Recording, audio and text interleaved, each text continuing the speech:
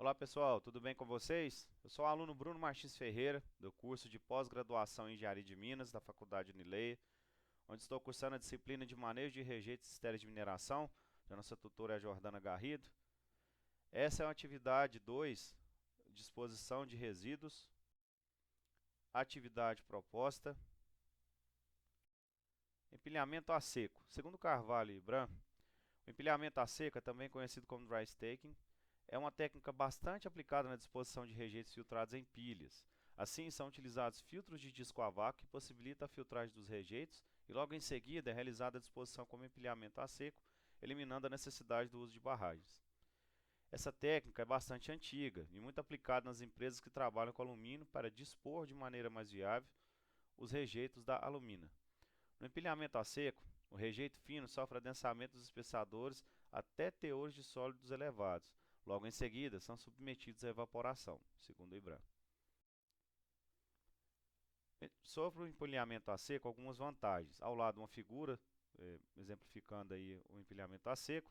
Além de ser mais seguro, esse método é mais sustentável porque reaproveita até 95% da água obtida da filtragem do rejeito. Outra vantagem do empilhamento a seco é que essa técnica aproveita 100% do minério de ferro, ao contrário do método de barragem, onde parte do minério é perdido na polpa.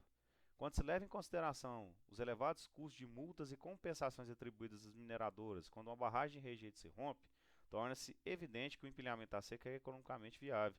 Além disso, estudos recentes de universidades federais têm se mostrado promissores na utilização do rejeito de barragem de minério de ferro na fabricação de materiais para construção civil, como tijolos e ladrilhos. Empilhamento drenado é um método para depositar rejeitos no qual o material é disposto em forma de pilha com sistema de drenagem interna. Técnica que consiste na redução dos teores de umidade dos rejeitos para que o processo de disposição seja realizado mecanicamente com limitação do fluxo potencial de água percolada e minimização dos riscos associados aos fenômenos instabilizadores. Segundo Oliveira, uma primeira informação relevante a respeito de método de empilhamento drenado é o fato de ser adequado somente a rejeitos que apresentem coeficiente de permeabilidade tal que permita um fluxo de drenagem estritamente gravitacional e subvertical no interior do aterro. Portanto, esse método não é adequado a rejeitos finos, mas se torna bastante interessante no caso de rejeitos arenosos. De acordo com Pimenta, 2011, citado por Potts em 2013, o método de empilhamento drenado tem como principais objetivos e algumas vantagens: obter um maciço não saturado estável, obter maior densidade e, portanto, maior capacidade de vida útil, obter menor potencial de dano em uma eventual ruptura, obter maior facilidade para fechamento e recuperação ambiental. Aplicação segura do método de montante com baixo risco de liquefação e de ruptura. Essa solução possibilita uma estrutura com geometria, dimensões, trabalhabilidade e propriedades geotécnicas adequadas em prol da segurança, que privilegia a viabilidade técnica e econômica do empreendimento. Codisposição e disposição compartilhada de estéreis e rejeitos. As, Segundo Alves, Silva e Carvalho, as metodologias de codisposição e disposição compartilhada ainda não são explicadas completamente. No entanto, a disposição compartilhada é o caso em que os rejeitos ou rejeitos estéreos não passam por um processo de mistura antes de serem dispostos no local. Enquanto é possível tratar a codisposição como a técnica em que se misturam os rejeitos ou mesmo rejeitos e estéreo e logo após a realização o processo de disposição. Essa metodologia ela consiste simplesmente em combinar estéreo que possuem granulometria mais grosseira com um rejeito com granulometria mais fina.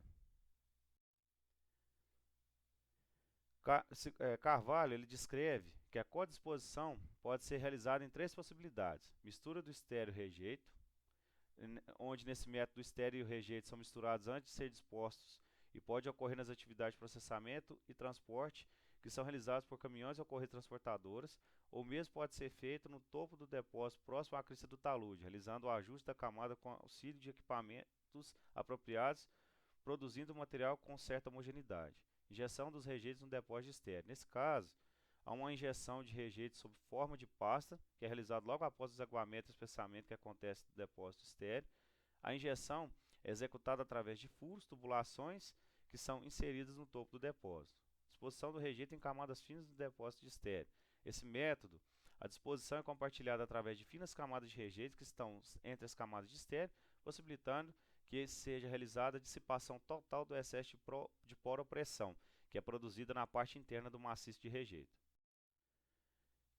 Ainda sobre a codisposição e disposição compartilhada de estéreos e rejeitos, suas vantagens. Método de codisposição: redução de volume, melhoria das características geotécnicas de densidade da mistura de rejeitos, melhoria das características de resistência e deformabilidade quando os resíduos misturados possuem granulometrias muito diferentes.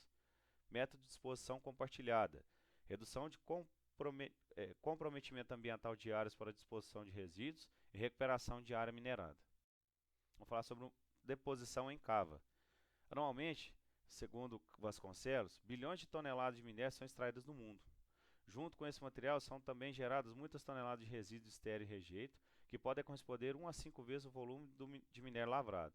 Diante desses números, percebe que o gerenciamento de resíduos é de grande relevância no sucesso do empreendimento mineiro, pois o descarte de estéreo e do rejeito são fontes potenciais de contaminação do meio ambiente. O uso de cavas exauridas para fins de disposição de resíduos é uma prática bem aceita em diversos países do mundo e inclui, além da acomodação de estéreis e rejeitos de mineração, refugos de outras atividades, como resíduos de processos industriais e lixos de esgotos municipais. Cuiucá, 1999. Ainda, segundo o autor, em alguns países, como o Canadá, órgãos ambientais estimulam a indústria de mineração a conceber o projeto de cava, já considerando a possibilidade de usá-la como meio de disposição de estéreo. Essa metodologia não é um procedimento que pretende ser aplicado em todos os casos, exige estudos de mina para mina. Deposição em cava: vantagem: estabilização das paredes da cava, controle de geração de drenagem ácida, redução na lixiviação de metais pesados, reduzir o dispêndio com manutenção da estrutura, visto que são mais estáveis que as barragens ou pilhas. Deposição subterrânea: ela pode ter certos métodos em casos especiais, nos quais os rejeitos podem ser considerados inertes e sem perigos potenciais. No entanto, muitos rejeitos com o tempo podem gerar poluentes. Por exemplo, a percolação d'água através dos rejeitos, que pode dissolver vários poluentes metálicos, pode ocorrer oxidação de enxofre e produção de ácido por redução de pH, e, portanto, contaminar águas subterrâneas. Os rejeitos podem ser bombeados diretamente na cava da mina, ou pode-se retirar águas dos mesmos para melhorar suas características de deposição. Isso depende dos métodos de extração do minério. Segundo Figueiredo, explica que a disposição dos rejeitos para realizar o preenchimento de mina subterrânea pode ser realizado como polpa convencional, como pasta ou mesmo material consolidado, que normalmente é feita simultaneamente com o método de lavra conhecido como cut and fill, pelo qual o material de enchimento, resíduos, rejeito estéreo faz o preenchimento dos realces produzidos na exploração do minério. Geralmente são praticadas duas técnicas de preenchimento de minas subterrâneas e essas variam conforme a demanda do processo. O preenchimento com o objetivo de formar um novo piso é uma das técnicas e é usado para realizar o desmonte da fatia de minério acima da área lavrada. Essa situação, o preenchimento ocorre perto da lavra de minério e pode ser feito em rejeitos da usina em conjunto com minério e areia, backfill ou post-fill. Já outra técnica é utilizada quando é necessário o preenchimento da câmara ou realce para assegurar a manutenção da estabilidade do maciço rochoso. O preenchimento aqui pode acontecer no processo de lavra ou ainda quando a mina for fechada. Pode ser executado com argamassa composta de rejeito paste-fill ou estéreo, areia e cimento. Nos casos em que a disposição da pasta for na superfície, em que não há demanda de grande resistência, não é necessário incorporar o cimento. Vantagens da deposição subterrânea: assegurar suportes para as paredes de escavação subterrâneas, proporcionar um piso para as operações de extração de minério e realizar a máxima recuperação do corpo de minério. Obrigado, pessoal. Esse foi o trabalho apresentado. Espero que tenham gostado e que sejam de muita utilidade para vocês. Segue as referências utilizadas. Até mais.